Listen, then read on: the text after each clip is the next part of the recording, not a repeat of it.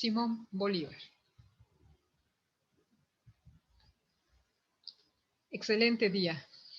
Mi nombre es Panayixa Georgina Sierra Ramos, directora académica de la filial Veracruz de esta honorable Academia Nacional de Historia y Geografía en este país, México. Y hoy les hablaré de Simón Bolívar. En el marco de los 190 años del aniversario luctuoso de este personaje, a manera de exordio, hablaré acerca del ambiente histórico de principios del decimonónico. En la América del Sur, los focos principales del movimiento de independencia se organizaron en los virreinatos de Nueva Granada y del Río de la Plata. Del primero, el centro más importante fue Caracas, capital de la Capitanía General de Venezuela, que dependía políticamente del virreinato de Nueva Granada. Su jefe era Simón Bolívar, que se había iniciado en Francia en las ideas de Rousseau. La Junta le envió en misión a Inglaterra, donde se afilió a la francmasonería. La independencia de Venezuela fue proclamada en Caracas el 5 de julio de 1811, y el poder pasó a Francisco Miranda, que combatió en los comienzos de la Revolución Francesa en el ejército de Dumouriez. ¿Quién era este personaje? Su nombre completo, Charles-François Dumouriez, general durante la Revolución de Francia, nacido el 26 de enero de 1739 y fallecido el 14 de marzo de 1823. Los insurrectos fueron incapaces, sin embargo, de organizarse para combatir a las tropas españolas, y Miranda capituló en 1812. Por estas fechas, el estado de Cundinamarca, en Colombia, había promulgado una constitución y elegido un presidente, Antonio Nariño. Pero los insurrectos se extendieron entre partidarios de crear estados independientes locales y federalistas que pretendían hacer de Nueva Granada un país. Los federalistas, bajo la influencia de los Estados Unidos, fundaron las Provincias Unidas de Nueva Granada, de la que fue elegido presidente Camilo Torres. Mientras tanto, Bolívar, que había regresado de Inglaterra, reclutó un ejército insurrecto, derrotó a las tropas españolas que ocupaban Cartagena y reconquistó Caracas, donde fue acogido en triunfo y proclamado libertador de Venezuela. Pero los españoles organizaron contra él tropas mestizas y, arrollado por estas, fue vencido y obligado a refugiarse en Jamaica, tras haber intentado agrupar en una federación a todos los estados de Nueva Granada. Pues bien, abordaré la semblanza de la vida de Simón Bolívar desde un punto de vista poco conocido cuando se estudia a los grandes personajes. Y esto es la infancia y la niñez de cada uno. Según UNICEF, dependencia de la ONU, se habla de la importancia de los 0 a los 3 años en la vida humana. En los primeros momentos, meses y años de vida, cada contacto, cada movimiento y cada emoción en la vida del niño pequeño redunda en una explosión, en una actividad eléctrica y química en el cerebro, pues miles de millones de células se están organizando en redes que establecen entre ellas billones de sinapsis. La neurociencia proporciona otra justificación que es difícil refutar, ya que demuestran la influencia de los primeros 3 años como los más importantes en el resto de la vida del niño. Además, hay razones sociales.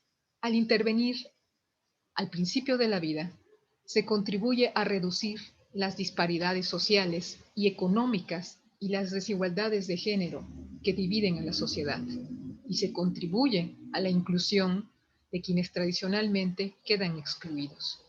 Asimismo, hay razones políticas, puesto que el lugar que ocupa un país en la economía mundial depende de la competencia de un pueblo, y dicha competencia se establece muy temprano en la vida, antes de que el niño, la niña, cumpla 3 años. Bien, pues daré lectura al paso de Bolívar, que son los rasgos de la vida del libertador. La infancia de Simón Bolívar fue opulenta, pero no feliz. Había nacido en Caracas, Venezuela, el 24 de julio de 1783. Sus padres eran de hidalga estirpe, originaria de Vizcaya, España. Eran muy ricos, pues poseían muchas casas en la ciudad, haciendas en el campo, plantaciones extensas y un buen número de esclavos negros. Tenían, en fin, una pingüe fortuna. Y como si el caudal paterno aún fuera poco, el padrino y tío de Simoncito, doctor don Juan Félix Jerez de Aristeguieta y Bolívar, que fue también el sacerdote que lo bautizó, cuando el niño contaba apenas 18 meses, hizo testamento en favor suyo y murió poco tiempo después, dejándole heredero de grandes riquezas. También el padre de Simón murió cuando el niño contaba 3 años, y apenas había cumplido 9, fue su madre la que falleció. 2 hermanas que Simón tenía eran mayores que él y se casaron a poco de morir la madre. Una de ellas, María Antonia, a los 15 años. La otra, Juana, antes de cumplir los 14. Quedaron pues en aquel año de 1792 los 2 hermanos, Juan Vicente de 11 años y Simoncito de 9. Solos, en un hogar sin mujeres, a cargo de su abuelo materno, don Feliciano Palacios, excelente persona, pero hombre ya viejo y sin humor para pelear con chiquillos. La hacienda era espléndida, el porvenir brillante, pero el hogar no era cálido ni amable. No era un hogar feliz. El nombre completo del futuro libertador era Simón José Antonio de la Santísima Trinidad, Bolívar y Palacios. Era un muchacho vivaz, agudo, de ojos pequeños, negrísimos, hundidos y penetrantes, tez pálida y cabello oscuro. Gustaba mucho de soñar maravillas de las que imaginaba ser protagonista, y nada le agradaba tanto como escuchar relatos de proezas fantásticas y locas aventuras. La mujer de color, conocida en la historia como la Negra Hipólita, esclava de la casa de Bolívar en la hacienda de San Mateo, había sido nodriza de Simón, quien sintió siempre gran afecto por ella y la protegió hasta el fin de sus días. Se dice que esta humilde mujer fue la primera en despertar la imaginación y el valor de Simoncito, narrándole sucesos ya reales, ya imaginarios, de guerreros y conquistadores que él escuchaba atento. Ya en el pináculo de la gloria, Simón Bolívar no llamaba de otro modo a la mujer de color que mi madre Hipólita. El Bolívar niño también tuvo a su lado excelentes y hasta ilustres maestros.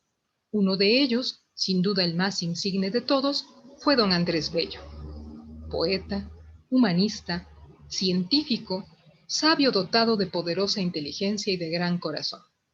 Pero ni este gran hombre ni otros ilustres profesores del joven Bolívar ejercieron sobre él la influencia que cierto curioso personaje llamado Simón Carreño Rodríguez, más conocido por el pintoresco sobrenombre de Robinson, él mismo se daba en sus viajes ese nombre de Samuel Robinson y gustaba de firmar así sus escritos. Era un espíritu aventurero, inquieto, desinteresado y generoso, hasta la prodigalidad. Figura típica de conspirador de la época romántica. Su más caro ideal era viajar, dar la vuelta al mundo para ver y admirar cuántas curiosidades existieran sobre la Tierra.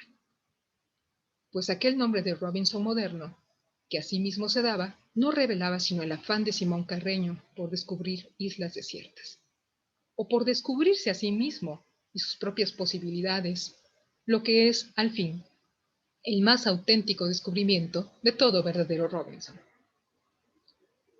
No queramos parecernos a los árboles, solía decir Carreño a su discípulo, que echan raíces en un lugar, sino al viento, al agua, al sol, a todas las cosas que marchan sin cesar.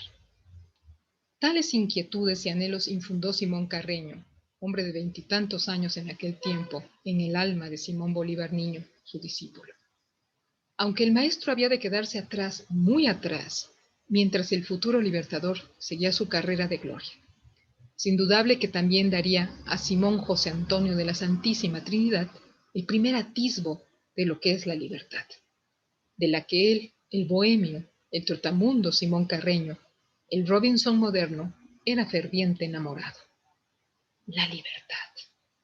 Los países de Hispanoamérica no se sentían libres por entonces y empezaban a rebelarse contra el dominio español. Después del descubrimiento y la conquista del continente americano por los españoles, después de cerca de 3 siglos de colonización, las tierras y las gentes de América se consideraban suficientemente maduras para regir sus propios destinos, llegadas al punto preciso de su historia para gozar de completa independencia y gobernarse a su modo y manera. Hubieran querido, en una palabra, ser libres.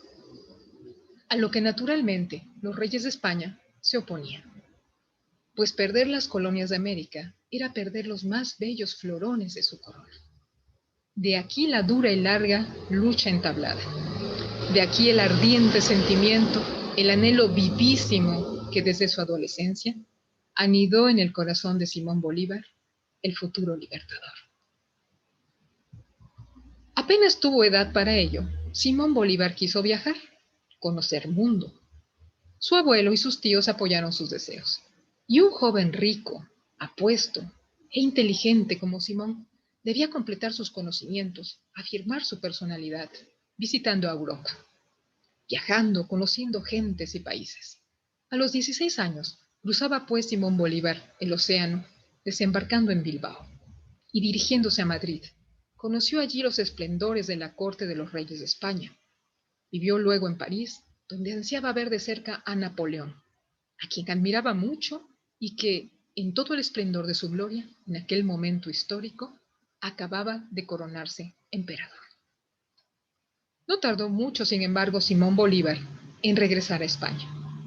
Se había enamorado en Madrid de una joven de dulce belleza, María Teresa Josefa Antonia Joaquina Rodríguez del Toro, sobrina del Marqués del Toro, que era venezolano, y con el ímpetu de su ardiente y primera juventud, quiso casarse con ella enseguida. La novia era preciosa y de familia no menos rica y noble que la suya. Allá en Caracas, los del Toro y los Bolívar habían sido amigos. Las bodas de Simón y Teresa fueron, pues, a gusto de todos, celebrándose con toda pompa en la castiza iglesia madrileña de San José, en la primavera del año 1802. Pero Simón Bolívar, que pese a su inquietud viajera, amaba entrañablemente a su patria, quiso que su joven esposa la conociera sin tardanza, y así su viaje de novios fue a través del Atlántico. Qué gran gozo al regresar a Venezuela, mostrar a la esposa todas las cosas desde la infancia amadas. Se decidió que la joven pareja residiría en la espléndida hacienda de San Mateo, cercana a Caracas. Allí, a poco, experimentó Bolívar la mayor pena de su existencia íntima de hombre, ya que, cuando perdió a sus padres, era todavía muy niño. Teresa, su dulce esposa, contrajo unas fiebres malignas y murió. A los 10 meses mal contados de su matrimonio, en 1803. El dolor de Simón Bolívar fue inmenso. Viudo a los 19 años, juró que jamás volvería a casarse y cumplió el juramento. No habían de pasar muchos años sin que Simón Bolívar se hiciera nuevamente a la mar. Cada vez arraigaba más en su espíritu la idea de que era indispensable, urgente ya, liberar a los pueblos de la América del Sur de todo yugo y ejemplo de los Estados Unidos de la América del Norte, darles la independencia y una constitución de acuerdo con sus propias características y sus propios anhelos. Mas, ¿podía él considerarse con suficiente preparación, con bastante empuje, para ser un nuevo Washington? La tarea del libertador había de ser titánica. Bolívar era demasiado inteligente para no comprenderlo y así lanzarse sin más a la loca aventura. En Europa podía hallar, acaso, no solo inspiración, sino ayuda para la gran empresa. En Europa, además, se hallaba su antiguo profesor, aquel joven maestro, ahora un hombre maduro, de su infancia ilusionada y soñadora, Robinson. ¿Se acuerdan de este personaje? ¿Se acuerdan de su lema? que decía literalmente: no queráis pareceros a los árboles que echan raíces en un lugar, sino al viento, al agua, al sol, a todas las cosas que marchan sin cesar. Simón Bolívar demostraba no haber olvidado esas palabras. ¿Hasta qué punto influyera en la decisión tomada por Bolívar de regresar a Europa el deseo de encontrarse con Simón Carreño? Es algo que no sabemos y seguimos investigando los historiadores. Lo cierto es que fue a encontrarle en Francia. Justamente por meterse a conspirador, el pobre Robinson había tenido que huir de su patria, donde le perseguían. Había estado en Jamaica, luego en Baltimore, luego trabajó un tiempo como cajista de imprenta. Al fin le tentó la aventura de Europa. Yendo a dar con sus huesos a Bayona, Francia, donde se hallaba en pésimo estado de salud y fortuna, dando lecciones de español para apenas ganarse una vida mísera. Entonces surge Bolívar, y con la bolsa tan abierta como el corazón, redime a Carreño de la esclavitud de la escuela y le permite volver a ponerse en camino.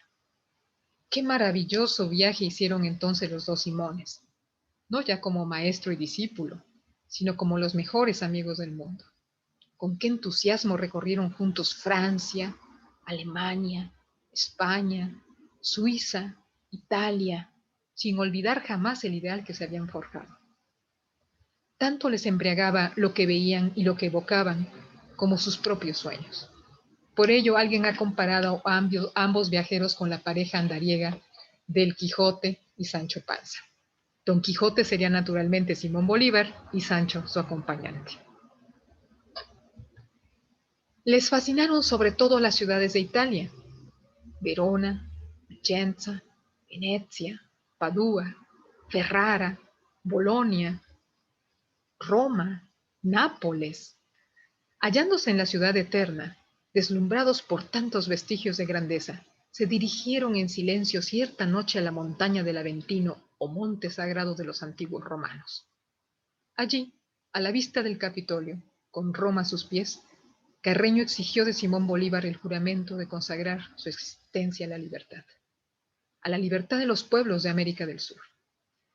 Y se dice que Bolívar, cayendo de rodillas en la solemnidad de la noche y ante las ruinas seculares de Roma, pronunció conmovido las palabras: sí, juro.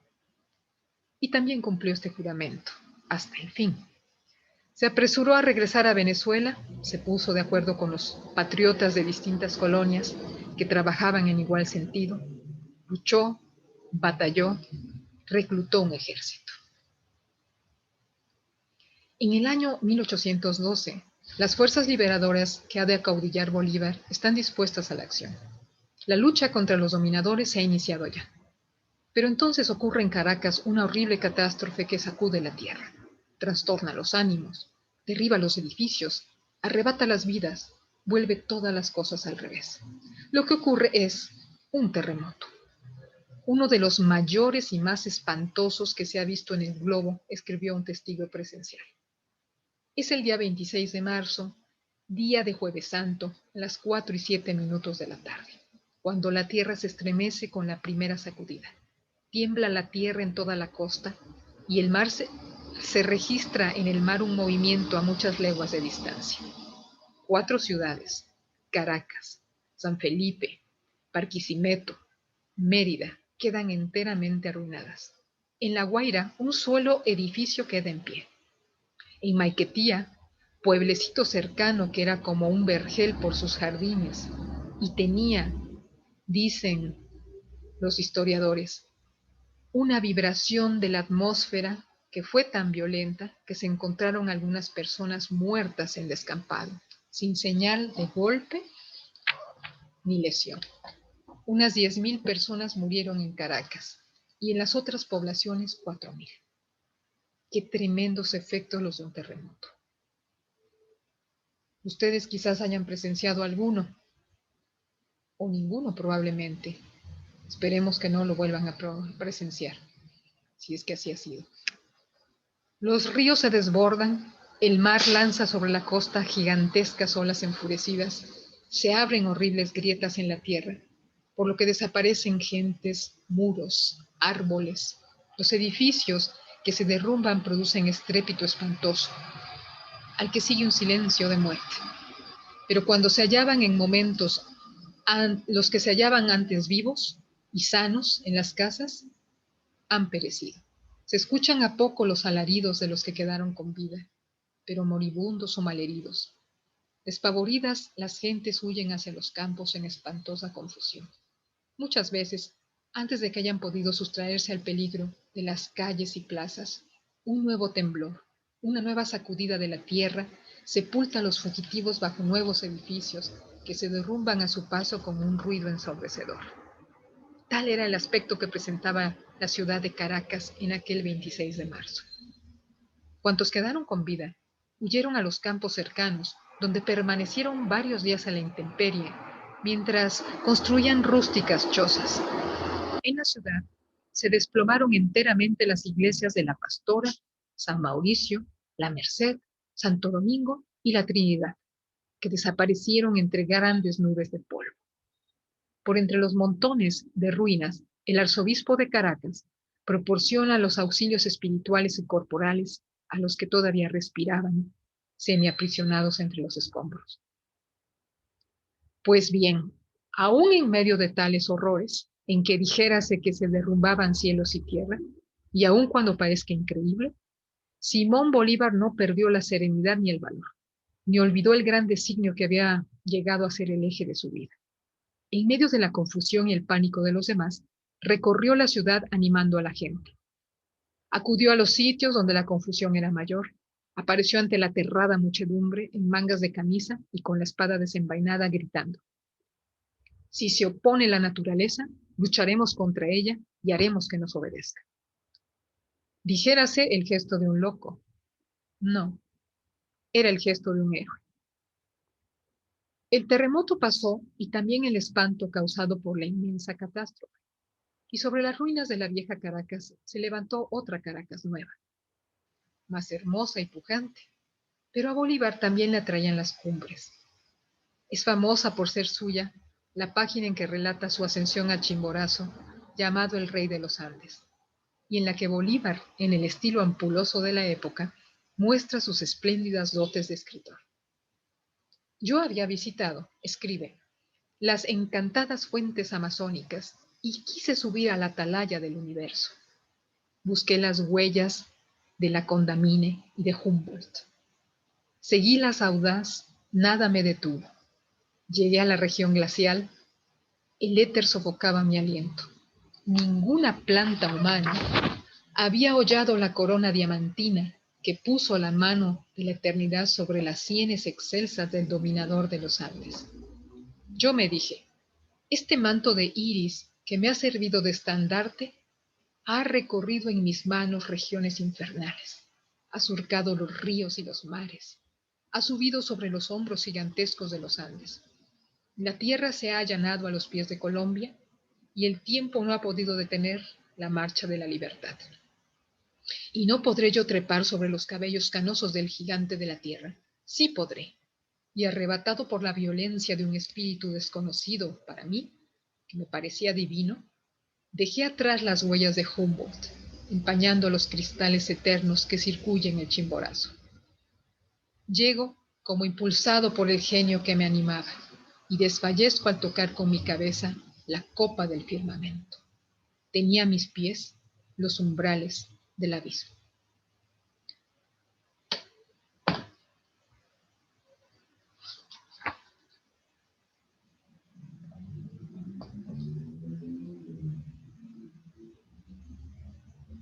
Y Bolívar no cejó ya un instante en su empeño liberador. La América del Sur había de ser independiente como la del Norte. El libertador dedicará a ello su existencia, tal como en el Aventino lo jurara y realizara con ello el más hermoso de los sueños. ¿A qué seguir? No fueron días, ni semanas, ni meses, sino años de lucha. El 6 de agosto de 1813 hace en Caracas su entrada triunfal, en un antiguo carro a estilo romano, arrastrado por un grupo entusiasta de la nobleza del país, y entre los frenéticos gritos con que se le recibe, se escucha por primera vez el nombre con que Simón Bolívar pasará a la posteridad. ¡Viva el Libertador! ¡Gloria al Libertador! Pero esto no es todavía el fin.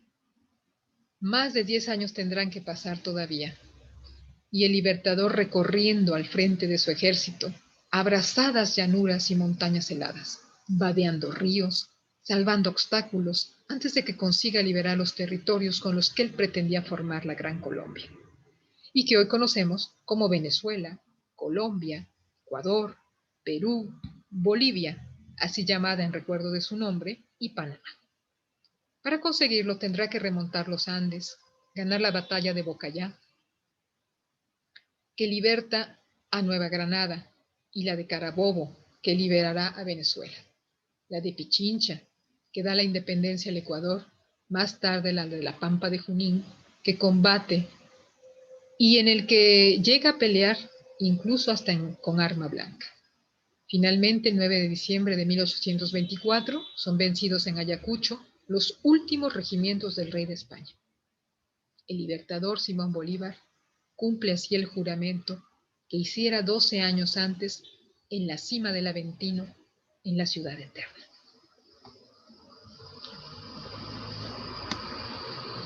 Pues bien, a continuación hablaré acerca de la infancia femenina en la vida de Simón Bolívar. Menciono especialmente a 3 personajes. La mujer que pasó a la historia como la negra Hipólita, esclava en la casa de Bolívar, como he comentado, en la hacienda de San Mateo, nodriza de Simón, quien sintió siempre gran afecto por ella y la protegió hasta el final de sus días. Se dice que esta humilde mujer fue la primera en despertar la imaginación y el valor de Simoncito, narrándole sucesos, decía, ya reales, ya imaginarios, de guerreros y conquistadores, que él escuchaba atento. Ya en el pináculo de la gloria, Simón Bolívar no llamaba de otro modo a la mujer de color que mi madre Hipólita. María Teresa Josefa Antonia Joaquina Rodríguez del Toro, esposa de Simón Bolívar y sobrina del Marqués del Toro, que era venezolano. Ya comentaba que de familia no menos rica y noble que la de Bolívar. Las bodas de Simón y Teresa fueron, pues, a gusto de todos, celebrándose con toda pompa en la castiza iglesia madrileña de San José en la primavera de 1802.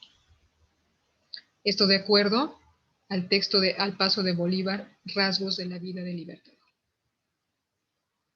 Y finalmente, Manuela Sáenz y Santander, activista independentista llamada por el mismo Simón Bolívar la Libertadora del Libertador, pareja sentimental de Bolívar, con posterioridad a la viuda de este y que estuvo presente en un intento de asesinato contra él en el Palacio de San Carlos en Bogotá, Colombia, el 25 de septiembre de 1828. Ella se interpuso a los enemigos en la puerta de la habitación donde se encontraban, y él pudo escapar por una ventana. Los hombres que intentaron el asesinato fueron ejecutados, excepto Francisco de Paula Santander, que fue desterrado. Debido a este acto de valentía, Bolívar la llamó la Libertadora del Libertador. Asimismo, quisiera mencionar acerca de la biografía más reciente sobre Bolívar. Existen evidentemente diversas biografías acerca de este gran personaje. En este año 2020 fue publicada la más reciente en inglés y traducida como Bolívar, el Libertador de América. Editorial Debate, año 2020. De la periodista peruana norteamericana Mary Arana. Transcribo a continuación un fragmento de un artículo del periódico chileno La Tercera al respecto. La representación de Arana de la América española a finales del siglo XVIII. En su relato, todo es oscuridad. Una tierra despojada por el despotismo, el desgobierno y la explotación, privada de la ilustración que entonces iluminaba Europa y la América del Norte de habla inglesa. Pero la provincia conquistada y asediada, descrita por Arana, cuenta con escasa base en la evidencia histórica. El final del siglo XVIII fue un periodo de reforma y renovación en el Imperio Español. Los criollos, como la familia de Bolívar, compartieron esta prosperidad. que creó oportunidades para el avance social y político, tanto en el Nuevo Mundo como en el Viejo. La pertenencia de Bolívar a esta casta ascendente le facilitó la entrada a los mejores salones de Europa. El descontento de Bolívar con este mundo de privilegios llegó más tarde. De hecho, la imagen de una España trazada y rapaz formó parte de la justificación post facto de la revuelta, prevaleciente en los escritos de Bolívar y repetida en las historias de finales del siglo XIX.